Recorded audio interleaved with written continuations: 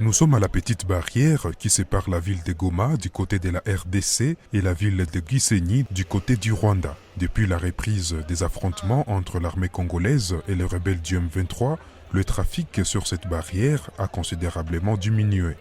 La cause principale est la peur des commerçants rwandais et congolais de traverser la frontière suite aux tensions diplomatiques, ce qui a handicapé les échanges transfrontaliers, entraînant une hausse du prix des denrées alimentaires.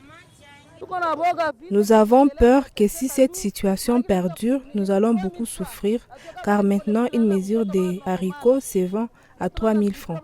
Depuis que nous sommes nés, nous n'avons jamais atteint ce niveau. Le territoire de Rutshuru, qui est l'un des greniers de la région, ne produit plus autant, car ses habitants, qui sont pour la plupart des agriculteurs, se déplacent, ce qui est une autre raison de la flambée du coût des denrées.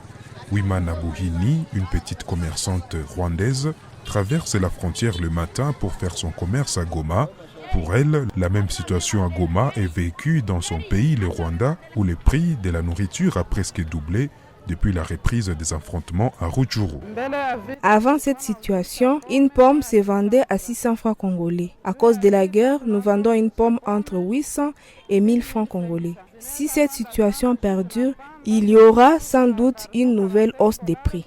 Patrick Bambo craint le pire pour l'avenir.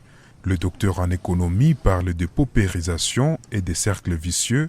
Il préconise la mise en place d'une analyse économique des contrats sociaux pour atténuer la situation. Cette guerre-là, vraiment, à la longue, ça peut conduire à l'appauvrissement, un cycle infernal d'appauvrissement.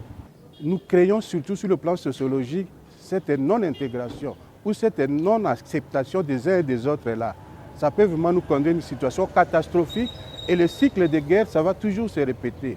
Pour rappel, les deux pays dépendent l'un de l'autre pour les échanges commerciaux. La guerre est loin de s'apaiser et les jeux de ping-pong entre Kigali et Kinshasa sur les soutiens présumés aux rebelles actifs dans la région persistent.